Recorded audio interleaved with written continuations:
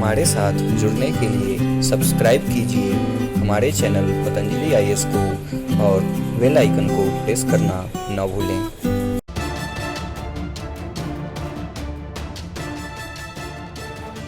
Good morning. Gandhi, तो गांधी का एक फोटो बना लो। क्या बना लो? आसानी रहेगी, ऐसे इनकी फिलॉसफी समझ में आ जाएगी, क्या आखिर इनकी फिलॉसफी है। और गांधी बेसिकली एक धार्मिक आदमी थे, तो जो राजनीतिक संदर्भ में भी जो स्टेप लेते हैं, जो कदम बढ़ाते हैं, वो उनके धार्मिक पक्ष से प्रेरित है। मूलतः वो एक धार्मिक व्यक्ति थे। कौन? गांधी। उनके विचार आ रहे हैं। गांधी नोट करो, हेडिंग दे लेना गांधी।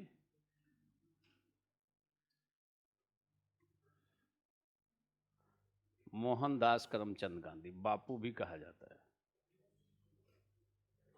गांधी का फोटो बना लो पहले, तो आसानी रहेगी। क्या बना लो? फोटो बना लो, बीच में ही फोटो बना लो, अपने तरीके से बना लेना थोड़ा।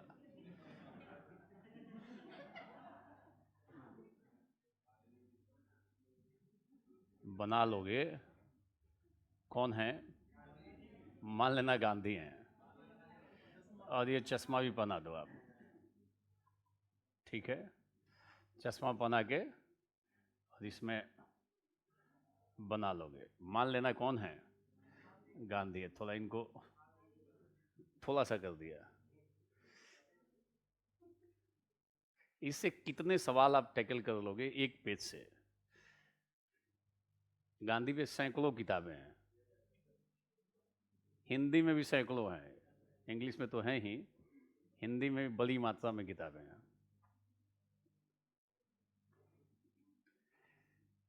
गांधी का मानना था कि मनुष्य मूलतः अच्छा आदमी है, क्योंकि मनुष्य में जन्म से बाई बर्थ ये अंतरात्मा है। क्या है? सरल बोलो, क्या है? जन्म से सबके भीतर अंतरात्मा विद्यमान है, और जो ये अंतरात्मा है जो हमारे भीतर है, कौन विद्यमान है? आत्मा बोल लो, अगर सीधे बोलना हो तो क्या बोलोगे? प्रत्येक व्यक्ति में क्या है? आत्मा है, और ये आत्मा जो है, हमारी अंतरात्मा जो है, ये अंश है ईश्वर का। किसका अंश है? बोलो सरल लो, किसका अंश है? ईश्वर का अंश। ईश्वर का अंश। तो सरल बोलो, हमारे भीतर जन्म से क्या है? बोलो, जन्म से विद्यमान। कब से विद्यमान? By birth we have conscience. और ये अंतरात्मा जो है किसका अंश है? अंतरात्मा किसका अंश है? और ईश्वर में कौन से गुण हैं ये बताओ?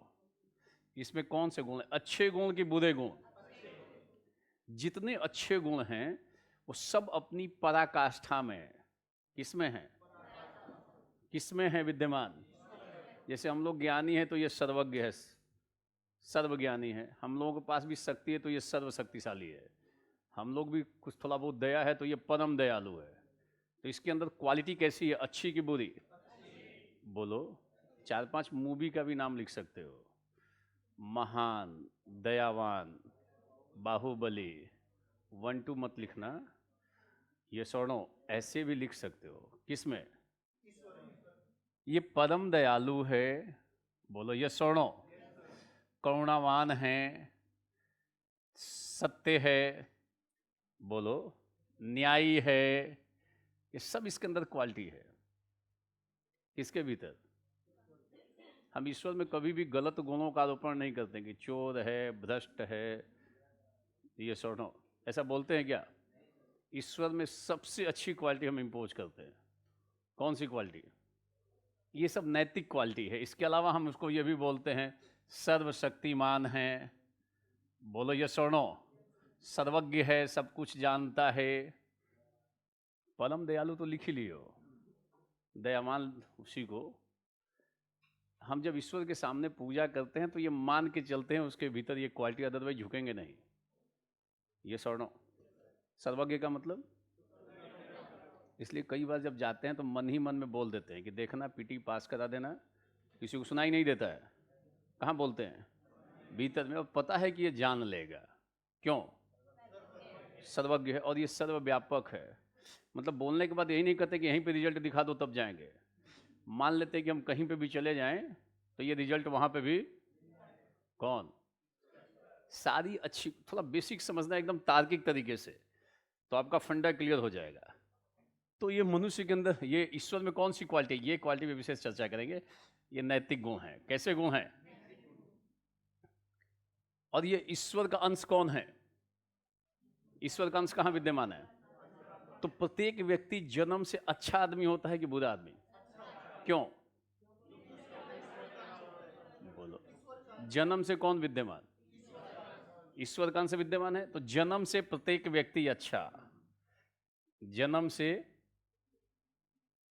पढ़ते रहना और कोई मिल जाए, कोई ज़्यादा मठाधीश टाइप का, उनको रगड़ डालोगे इस चार्ट पे, भागता हुआ नजर आएगा, आपसे टकराएगा नहीं। चाहे कितने दिन से पढ़ रहा है, इसका कोई असर, वो और सब में बताएगा। असहयोग आंदोलन का कारण क्या है, रोका क्यों गया, वो एक अलग बात है। वो अपना इतिहास में पढ़ोगे ही आप। जन्म से प्रत्येक व्यक्ति अच्छा होता है। प्रत्येक व्यक्ति अच्छा, यानी कह सकते हो कि मूलतः अच्छा होता है। मूल रूप से अच्छा आदमी होता है। आदमी तो अच्छा आदमी होता है। कब से? जन्म से। सारे लोग बोलो, जन्म से क्या है? मूलतः हम अच्छे हैं। क्यों? क्योंकि हमारे भीतर जन्म से ईश्वर का अंश, जो कि क्या है, कौन सा है? अंतरात्मा विद्यमान है। परंतु अज्ञानता के कारण, या फिर जो जीवन में आपाधापी है, प्रतिस्पर्धा है, इसके कारण हमारी जो आत्मा है वो दब गई है। क्या हो गई है? इसके ऊपर लेयर पड़ गया है। कई चीज का लेयर है। क्रोध का, अहंकार का, ये सुनो, लोभ का, बोलो, ये शक्ति का घमंड हो गया है। किसी को पैसे का घमंड है, किसी को अपने पैसे का घमंड है, किसी को अपनी ताकत का घमंड है, किसी को अपनी सुंदरता का घमंड है। ये सुनो, नाना प्रकार के हैं। ये दब गया है कौन? हमारी अंतरात्मा दब गई है। और आदमी हो गया ये पापी। ये क्या हो गया? या अत्याचारी। कैसा हो गया ये? क्योंकि लेयर पड़ गया लोभ का, क्रोध का, मोह का, अहंकार का। सब लेयर है। लोभ, क्रोध, अहंकार, प्रमाद आदि। तिरोभाव हो गया, दबा हुआ है।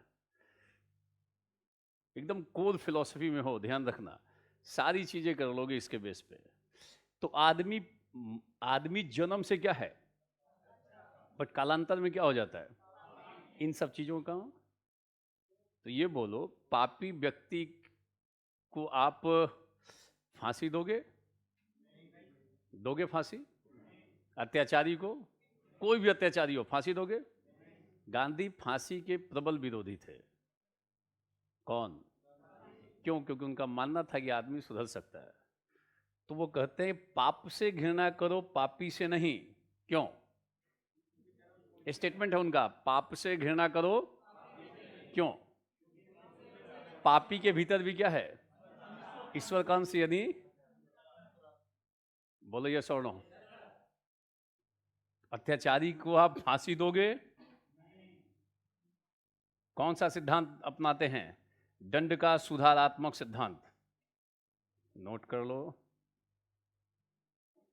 दंड के कई सिद्धांत है। डिटरेंट है, रिट्रीब्यूटिव है, रिफॉर्मेटिव है। दंड संबंधी सुधारात्मक सिद्धांत अपनाते हैं कि दंड ऐसा दिया जाए कि अपराधी में सुधार हो जाए, पापी में क्या हो जाए? सुधार हो जाए।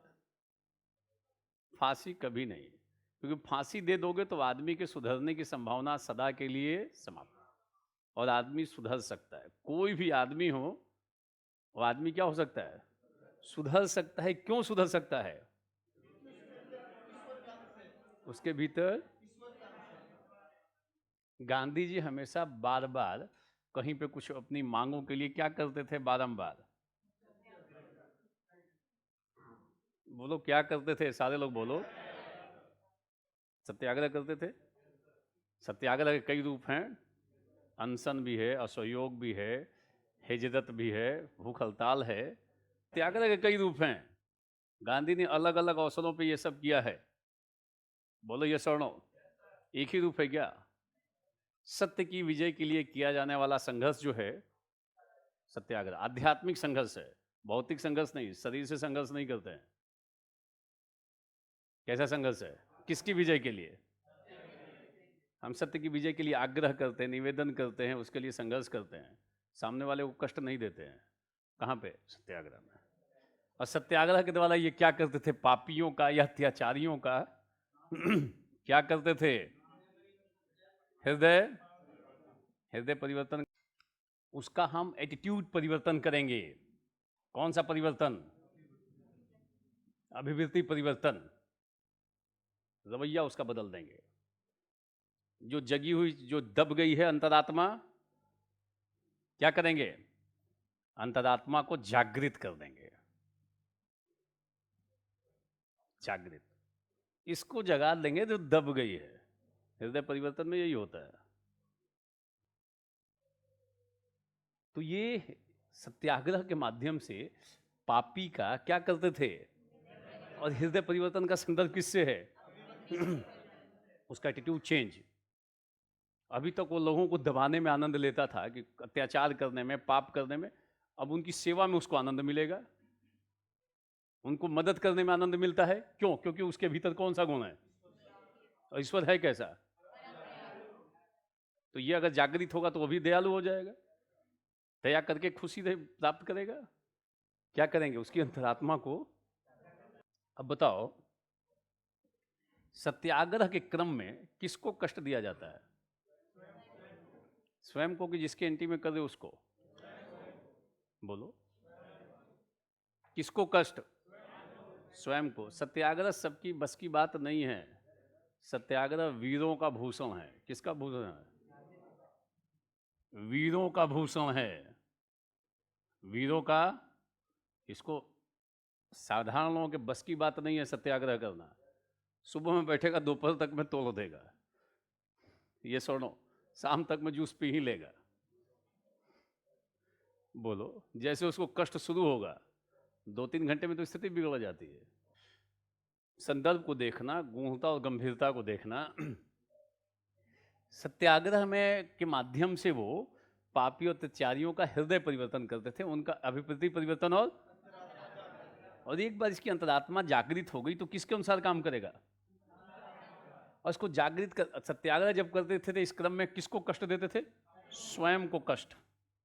आपको सामने वाले को, जिसके अगेंस्ट में आप सत्याग्रह करें, उसको कष्ट देना नहीं है, उसको परेशान करना नहीं है। किसको कष्ट देना है?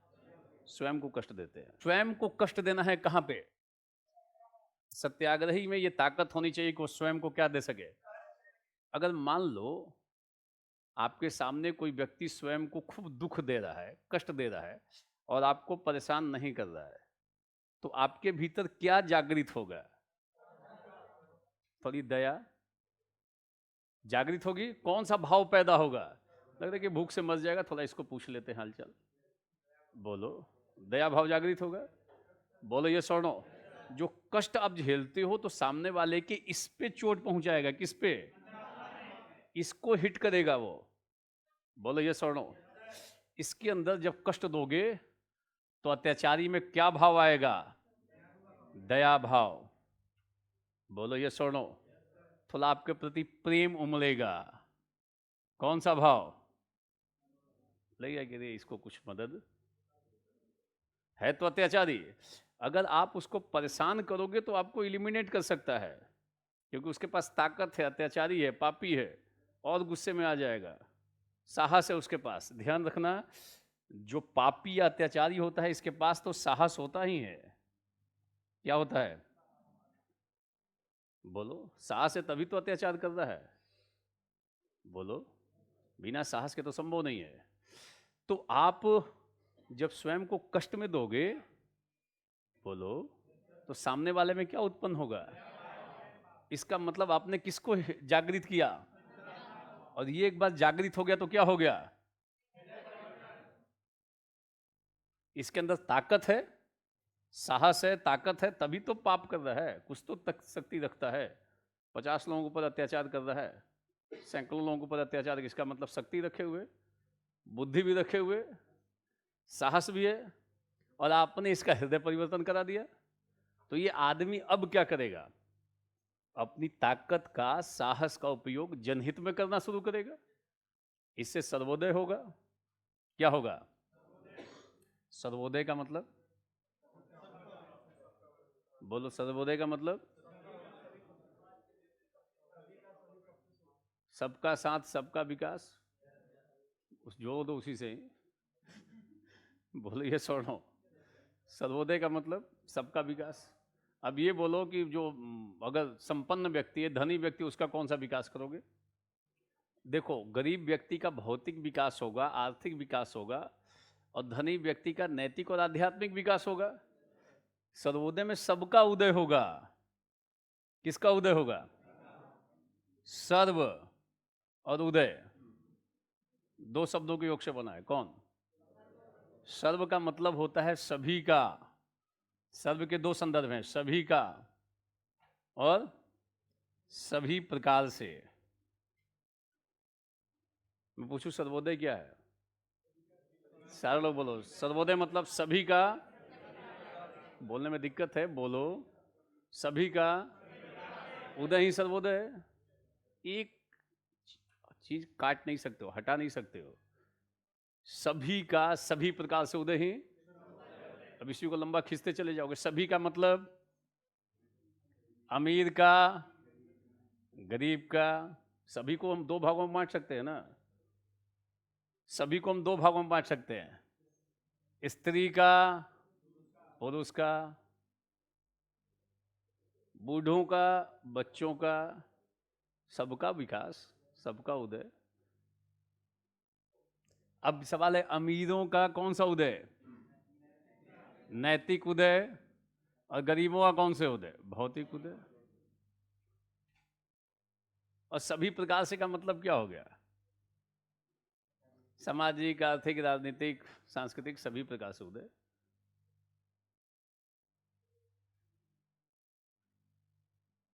पांच लाइन तो ऐसा लिख दोगे कि सामने वाला एक लाइन, एक शब्द भी इधर से उधर नहीं कर सकता है। ये बोलो, सर्वोदय आदर्श हो सकता है कि नहीं? बोलो, आदर्श हो सकता है कि नहीं? सर्वोदय आदर्श ही है एक प्रकार का। सर्वोदय क्या है? आदर्श है। हमें इसकी ओर बढ़ना, हमें इसको जीवन में लागू करना। मैं पूछूं सर्वोदय क्या है? पहला लाइन, सभी का, या सभी का आशय है स्त्री पुरुष। खाली से यहाँ अमीर का और गरीब का और सभी प्रकार से उदय का तात्पर्य है सामाजिक, आर्थिक, राजनीतिक, धार्मिक, सभी प्रकार से उदय हो। तो क्या हो जाएगा? बोलो, क्या हो जाएगा? अब मान लो अगर आपने पापी को फांसी दे दी, ये सुनो, तो सर्वोदय हुआ क्या? तो अगर आप फांसी दोगे तो सर्वोदय की अवधारणा खंडित हो जाएगी। भारत में है, ध्यान रखना, रियरेस्ट ऑफ रियर केस में फांसी है। एक्सेप्शनल केसेस में rarest of rear case use यही सुप्रीम कोर्ट ने किया है, रियरेस्ट ऑफ। तो जब भी लिखो तो इसका अनुवाद मत करो, सीधे सीधे रियरेस्ट ऑफ रियर। जो सुप्रीम कोर्ट का वर्डिक्ट है वो यही है, सामान्य केसों में नहीं। तो हम पापी का क्या करेंगे? बोलो, क्या करेंगे? मान लो पूंजीपति हो तो क्या करोगे? पूंजीपति का क्या करोगे? मार्क्स तो कहता है पूंजीपतियों को विनष्ट कर दो। कौन? हिंसा करो और हिंसात्मक क्रांति के माध्यम से इनका विनाश। कौन? गांधी। बोलो, गांधी। बोलो, क्या बोलते हैं? गांधी क्या कहते हैं? हृदय परिवर्तन करो। क्यों कहते हैं? गांधी पे कई लोग आक्षेप लगाते हैं कि पूंजीपतियों के समर्थक थे। कुछ किताबों में लिखा हुआ है, लिखा है। कुछ लोग आक्षेप लगाते हैं कि पूंजीपतियों को खुली छूट देने के प्रबल समर्थक थे। कई जगहों पे आप जब थॉट पे जाओगे तो देखोगे, गांधी मानते थे कि पूंजीपतियों का रहना जरूरी है समाज में, क्योंकि पूंजीपतियों को अगर हटा दोगे तो उत्पादन की तकनीक से ये परिचित हैं, उत्पादन पे असर जाएगा, प्रोडक्शन पे असर जाएगा। तो ऐसे अनुभवी लोगों का रहना समाज में जिनको उत्पादन के साधनों का पता है, कैसे उत्पादन होता है ये पता है, ये सुनो, उनको पता है कि उत्पादन की मात्रा कैसे, सबको ये थोड़ी पता है। किसको पता है? आप इनको हिंसा से हटा दो तो समाज के विकास पे असर जाएगा, आर्थिक विकास पे असर जा सकता है। इनका भी समाज में रहना, परंतु करेंगे क्या? इनका बोलो क्या करेंगे? देखो गांधी के जितने इस टाइप के लोग थे जो संपर्क में पूंजीपति, सबका कार्य देखो, बिरला को देखो, गोयनका को देखो, इन लोगों ने कई धर्मशाला बनवाए, तालाब खुदवाए, हॉस्पिटल्स बनवाए। किससे प्रेरित होकर? किससे प्रेरित होकर? गांधी से। कई जगहों पे गोयनका धर्मशाला है, लोग जाके रुकते हैं। बिरला धर्मशाला, बिरला मंदिर, बोलो किससे प्रभावित थे वो? गांधीयन थॉट से, कि थोड़ा उन लोगों का हृदय परिवर्तन हुआ, उन लोगों ने अपनी संपत्ति के एक अंश का उपयोग जनहित में करना शुरू कर दिया। गांधी ने पूंजीपतियों के लिए कहा आर्थिक संदर्भ में कौन सा सिद्धांत दिया? कौन सा सिद्धांत? ट्रस्टीशिप, न्यासधारिता का सिद्धांत। कौन सा सिद्धांत? सारे लोग बोलो। आर्थिक क्षेत्र में गांधी किसके समर्थक थे? सारे लोग बोलो। आर्थिक न्याय के हेतु, आर्थिक न्याय हेतु गांधी ने आर्थिक न्याय हेतु किसका समर्थन किया? सारे लोग बोल लो। किसका समर्थन किया? थोड़ा बोलते रहोगे तो बेहतर रहेगा। किसका समर्थन किया? ट्रस्टीशिप का या न्यासधारिता का, या आप बोल सकते आर्थिक न्याय, या आप कह सकते हो समाज में व्याप्त विषमता को दूर करने के लिए, आर्थिक विषमता को दूर करने हेतु। कौन सी विषमता? आर्थिक विषमता दूर करने हेतु कौन सा सिद्धांत दिया? इनका कहना था गांधी का कि पूंजीपति को छूट होनी चाहिए उत्पादन के लिए। मान लो पूंजीपति ने अगर इतनी संपत्ति कमा ली है, संपत्ति किसने? तो उसको अपनी उसी संपत्ति का उपयोग करना चाहिए, उपयोग अपने हित में, स्वहित में। किसके हित में? और जो उसकी शेष संपत्ति है, उसकी जो शेष, जो उसकी आवश्यकता है, आवश्यकता, मान लो पूंजीपति के पास इतनी संपत्ति है और उसको जरूरत उसके इतने से उसका काम चल रहा है, सारा जीवन अच्छे से खाना पीना सब कुछ चल रहा है, ये सुनो, घूमना फिरना सब हो रहा है। कई लोगों के पास व्यापक संपत्ति है, उनका चलता तो थोड़े से ही पार्ट से है, बट साइकोलॉजिकल सेटिस्फैक्शन मिलता है कि मेरे पास बहुत है, 10-20 टाइप का प्लॉट है, 10-20 टाइप की गाड़ियां हैं, ये सुनो, परंतु जीवन चलता कितने से है? तो गांधी कहते हैं जितनी आपकी आवश्यकता है उसका उपयोग आप अपने हित में करें, और शेष संपत्ति को आप इसे मानिए कि आप समाज के संरक्षक हैं, आप अपने को उसके संरक्षक के रूप में ट्रीट कीजिए।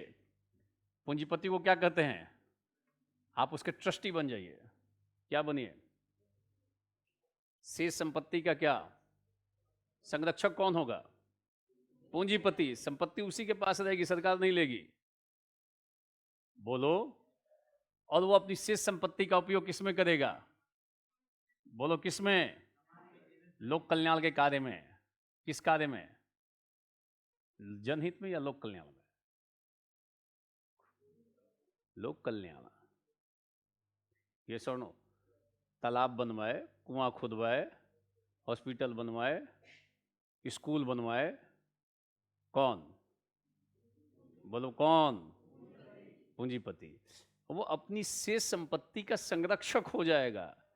वो मान लेगा कि ये जो शेष संपत्ति है समाज की धरोहर है मेरे पास।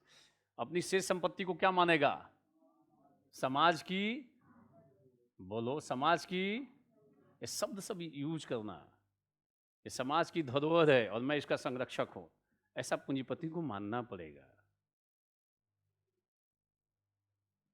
पूंजीपति अपनी संपत्ति के उसी भाग को खर्च करना चाहिए एक पूंजीपति को जो उसके लिए, ये सुनो, जितनी उसकी आवश्यकता उसको खर्च करे अपने हित में, और अपनी शेष संपत्ति को क्या माने, समाज की धरोहर मान ले कि हमारे पास समाज ने कुछ रखा है, और उसको अपने को क्या माने उसका, और उसका उपयोग कहाँ करे। अगर पूंजीपति ने इतनी संपत्ति कमाई है, कितनी संपत्ति, इतनी, तो संपत्ति अकेले कमाया है, इसकी समाज का सहयोग लिया है, उसकी सारी संपत्ति समाज के सहयोग से कमाई गई है। ये सोनो, उसके अंदर थोड़ा विशेष स्किल था, इसलिए संपत्ति बढ़ा लिया उसने। अगर किसान उसको अन्न न देता, दर्जी उसका कपड़ा न सिलता, नाई उसका बाल नहीं काटता, तो इतनी संपत्ति अर्जित करता क्या। तो संपत्ति जो अर्जित किया है, इसमें किसका योगदान है, समाज का भी योगदान है। बोलो यस और नो।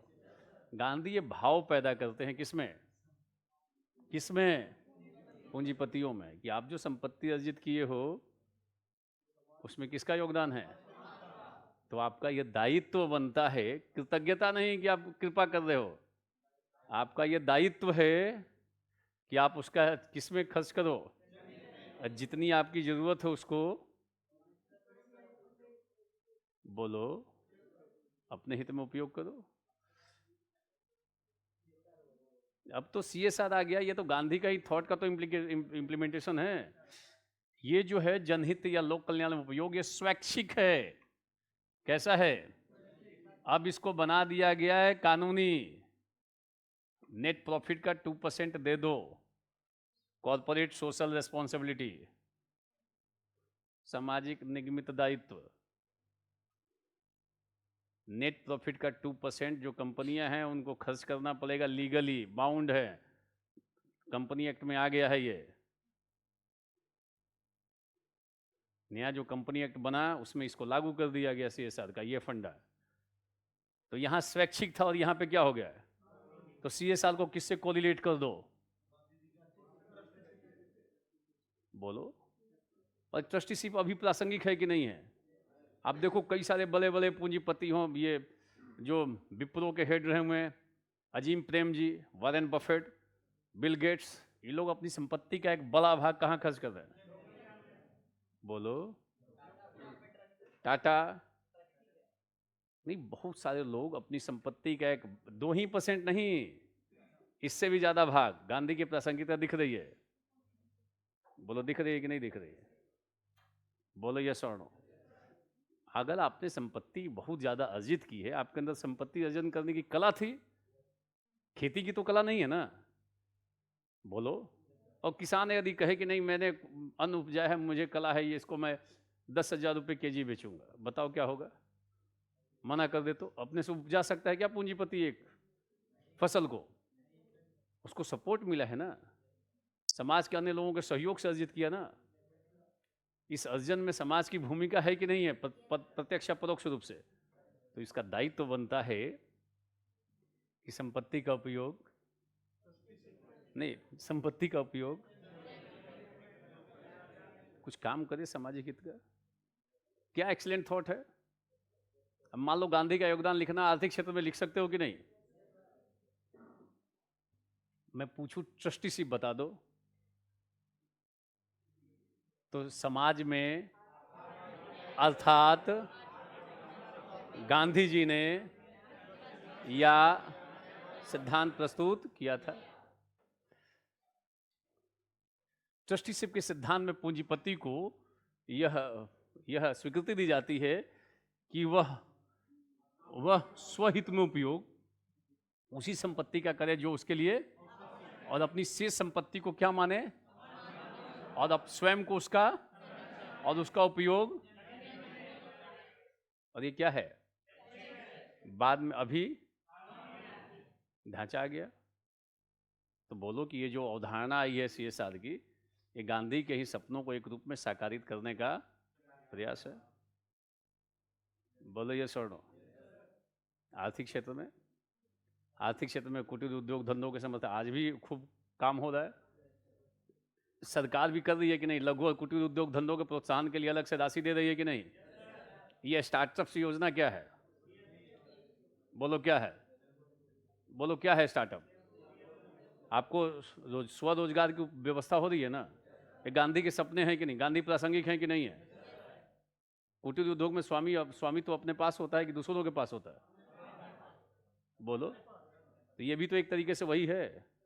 दिखाओ स्टार्टअप को, बोलो यस और नो। दिखा सकते हो, ये कोई कठिन काम नहीं है। बोलो, गांधी की प्रासंगिकता दिखाओ, बोलो यस और नो। आज आर्थिक विषमता बढ़ी है, हमें इस अवधारणा को फैलाना चाहिए। इसमें Warren Buffett, Bill Gates, Narayana Murthy आदि को कोट कर सकते हो, टाटा को कोट कर सकते हो। यस और नो, ये आर्थिक क्षेत्र में था। अब ये बोलो कि अगर ईश्वर कान से सारे लोग भीतर है, तो हम कौन सा सिद्धांत मानेंगे दंड देने का? हम फांसी कभी नहीं देंगे। गांधी कहते हैं पाप से घृणा करो। क्यों नहीं करें? पापी के भीतर, और वो सुधर सकता है, इसलिए पापी से घृणा, क्योंकि उसके भीतर अंश है। वो जो पाप कर्म करता उससे घृणा करनी। बोलो यस और नो। अब ये बोलो कि अगर सारे लोग, अगर सबका हृदय परिवर्तन हो जाए और अगर सारे लोग इसके अनुसार काम करने लगे, अंतरात्मा के अनुसार, इसके अनुसार सभी लोग यदि कार्य करें, सभी लोग, तो धरती पर ईश्वर का राज्य होगा कि नहीं? धरती पर किसका राज्य? ईश्वर का राज्य, kingdom of God on this earth, राज्य होगा कि नहीं होगा? और धरती पर ईश्वर के राज्य को क्या कहा गया? राम राज्य या धर्म राज्य? ये सवाल आया था 2000 निबंध में। धर्म राज्य क्या है? बोलो। अगर सारे लोग अपनी अंतरात्मा के अनुसार काम करेंगे, इसका मतलब सारे लोग किसके अनुसार काम करना शुरू कर दिए? अंतरात्मा किसका अंश? और सारे लोग किसके अनुसार काम करें? तो इसका मतलब सारे लोग किसके अनुसार काम कर रहे हैं? इसका मतलब धरती पर किसका राज्य हो गया? और ईश्वर का राज्य हुआ तो क्या कहेंगे? और अगर बोलो सारे लोग अगर ईश्वर इसके अनुसार काम करेंगे, किसके अनुसार? बोलो सारे लोग किसके अनुसार काम करेंगे? तो धरती पे चारों तरफ क्या हो जाएगा? दया, करुणा, प्रेम, न्याय। कहीं पे कोई गलत काम होगा? और जब कोई गलत काम नहीं होगा तो पुलिस की जरूरत पड़ेगी, राज्य की जरूरत पड़ेगी। गांधी कहते हैं दोनों का क्षय हो जाना चाहिए, अराजकतावादी हैं। अंत में राज्य का क्षय हो जाना चाहिए, खत्म, राज्य की जरूरत नहीं है। एक कदम आगे, गांधी तो 3-4 दिन पढ़ना चाहिए। अगर इथिक्स का पेपर हो, सबसे अधिक सवाल गांधी पे आ रहा है। ठीक से पढ़ के चले जाओगे, हर एक साल फायदा है, हर एक साल निबंध में फायदा है, पेपर फर्स्ट में फायदा है, पेपर सेकंड में फायदा है। और बेसिकली इथिक्स पढ़ते वक्त इसको अच्छे से पढ़ना चाहिए। अभी इस पे 2-3 क्लास, इस पे गांधी पे केवल होनी चाहिए, इतनी प्रासंगिकता है। बोलो। अब आप उससे गांधीयन स्टडीज से नेट दे सकते हो, जीआरएफ बन सकते हो, आप उसमें पीएचडी कर सकते हो। गांधीयन स्टडीज पे ही केवल गांधी पढ़ के नेट और जीआरएफ कर सकते हो। ऐसा है क्या कोई इंडिविजुअल थिंकर? बोलो। इंडियन कॉन्टेक्स्ट में? बोलो। तो उसको तो ठीक से पढ़ना चाहिए, गंभीरता से। अभी मैं, क्योंकि इसका लिमिटेशन है, क्योंकि हम लोगों को पढ़ना है इस पर, एक मैंने छोटी सी झलक बताई कि आप इसके जितने गुण और गंभीर पक्ष है सबको ग्रिप में ले सकते हो। अगर 4-5 घंटा 4 घंटा ठीक से पढ़ लिए, कौन? पिछले 4 सालों में लगभग 1000 नंबर का सवाल है गांधी पे। आप कभी बैठ के जोड़ो ना कि पहले पेपर में कितना नंबर का आया, सेकंड पेपर में, थर्ड पेपर में, पेपर 4 और ऐसे पेपर में 1000 नंबर से अधिक। और इथिक्स में सबसे अधिक बार जिस एक फिलोसफर को लिखना है, नैतिक विचारक को लिखना है, क्योंकि अपने सिलेबस में पेपर 4 वाले में नैतिक विचारक है, दार्शनिक हैं, समाज सुधारक हैं, लीडर हैं, तो गांधी चारों में आ जाते हैं। ये नैतिक विचारक भी हैं, दार्शनिक भी हैं, समाज सुधारक भी हैं, एक तरीके से लीडर भी हैं, मास लीडर थे। बोलो। तो इतना महत्व है गांधी का। आप इसे कर लोगे तो आप सबको पकड़ लोगे, इनके आर्थिक विचार को पकड़ लोगे, सामाजिक विचार को पकड़ लोगे। हम सारे लोग समान हैं कि नहीं हैं? ऊंच नीच होना चाहिए? बोलो क्यों? सबके भीतर क्या है? ईश्वर का अंश है। ऊंच नीच नहीं होना चाहिए, छुआछूत नहीं होना चाहिए। क्यों नहीं होना चाहिए? गांधी ने दिया अंत्योदय योजना, समाज के सबसे अंतिम व्यक्ति का भी उदय होना। क्यों उदय होना चाहिए? क्योंकि उसके भीतर भी क्या है? तो जब तक वो उदय नहीं होगा, सर्वोदय नहीं होगा। होगा क्या? जो हाशिए पे सबसे पीछे खड़ा व्यक्ति है, लास्ट पर्सन, वहां तक भी विकास पहुंचना, तब जाके क्या होगा? सर्वोदय होगा। बोलो ये सुनो, तब क्या होगा? सर्वोदय होगा। अंत्योदय, अंतिम का भी नहीं होगा तो सर्वोदय नहीं होगा, क्योंकि उसके भीतर क्या बैठा हुआ है? अंतरात्मा। बोलो ये सुनो। तो गांधीयन फिलॉसफी बेहतरीन फिलॉसफी है। सामाजिक क्षेत्र में कहते हैं भेदभाव नहीं होना, ऊंच नीच नहीं होना, अस्पृश्यता निवारण की बात करते हैं। कौन? उन्होंने छुआछूत को कम करने के लिए, लोगों का मनोवृत्ति परिवर्तन करने के लिए, क्योंकि छुआछूत अभी भी गांव में बहुत है, ऊंच नीच की भावना बहुत है। कई लोग बोलते हैं नीच जाति का है, ये ऊंच जाति के हैं। भले नीच जाति वाले में कुछ फीचर्स भी हो, बहुत सारे गुण भी हो, फिर भी उसको महत्व नहीं मिलता है। ग्रामीण क्षेत्रों में अभी भी है, एक साथ बैठ नहीं सकते हैं। कोई ऊंची जाति का बैठा हो तो सामने वाला नीची जाति का व्यक्ति बैठ नहीं सकता है, सामने से गुजर नहीं सकता। अगर वो बैठे हुए आसन लगा के तो नीचे ही बैठेगा, जमीन पे बैठेगा। गांव में अभी भी ये स्थिति, शहरी क्षेत्रों में। तो विकास के माध्यम से ऐसे ऊंच नीच के भेदभाव को तोड़ा जा सकता है, कम किया जा सकता है, नियंत्रित किया जा सकता है। ये सोनो। और गांधी इसके प्रबल समर्थक थे। तो गांधी का सबसे बड़ा विवाद ये है ना कि गांधी जो वर्ण व्यवस्था की बात किए थे, पूरी इनकी फिलॉसफी का सबसे जटिल और विवादित पक्ष वही है, जो इससे संबंधित है। गांधी और अंबेडकर की बातों में, दोनों में खूब टक्कर हुई है गांधी और अंबेडकर में।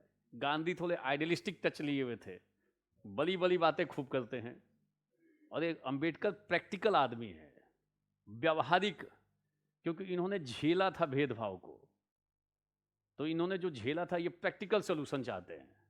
गांधी आइडियलिस्टिक सोल्यूशन निकाल रहे हैं कि ऐसे करेंगे तो ये हो जाएगा, जबकि ये तात्कालिक और प्रैक्टिकल सोल्यूशन चाहते थे। कौन? अंबेडकर। गांधी जी ने नीचे वाले तबकों को थोड़ा उनको महत्व देने के लिए यूज किया शब्द हरिजन। ये सुनो कि ये हरिजन हैं, महत्व दिया। क्या बोल के? हरि मतलब विष्णु, ये सब विष्णु के जन हैं। मतलब जो शुद्ध जाति के थे, उनको भी, शुद्ध वर्ण के थे, उनको भी क्या कहा? हरिजन। तो सोच के तो बहुत अच्छा बोला था हरिजन। बाद में हरिजन शब्द ही निकृष्ट हो गया, लोगों ने उस शब्द को ही क्या बना दिया? वास्तव में हम सब लोग हरिजन हैं कि नहीं है? कई लोगों को लगेगा दर्द करे मैं हरिजन हूं। मतलब हरिजन को ही लोगों ने निकृष्ट बना दिया कि ये शब्द ही निम्न कोटि का शब्द है। ये सुनो, बट सोच के क्या दिया था? हरिजन। बोलो ये सुनो, शब्द को लोगों ने निकृष्ट बना दिया। हरि मतलब विष्णु, हरि मतलब विष्णु। छोटा सा आपको ये पक्ष बताया कि अगर आपका थोड़ा ये पक्ष क्लियर हो तो कितनी जगहों पे फायदा है गांधी का। अतः जब आप दिल्ली आए हो, पढ़ने के लिए आए हो, तो बेहतर चीज़ों को कलेक्ट करो। आपको खोज खोज के बेहतर चीज़ें कलेक्ट करनी चाहिए, वो चाहे हमारे पास हो, चाहे तीसरे के पास हो, चाहे चौथे के पास हो। ऐसी अगर प्रवृत्ति रहेगी तो आप ऊपर उठ जाओगे, हिट कर दोगे लक्ष्य को, फिर आपको आगे बढ़ने से कोई नहीं रोक सकता है। और पास्ट में लड़के इतने समझदार, इतने आते थे, इतने भावना के साथ कि नहीं हमको इनसे ये ले लेना है, इनसे ये लेना है, इनसे ये लेना है। वो बात आप भी करो, प्रयास करो उन चीज़ों के लिए।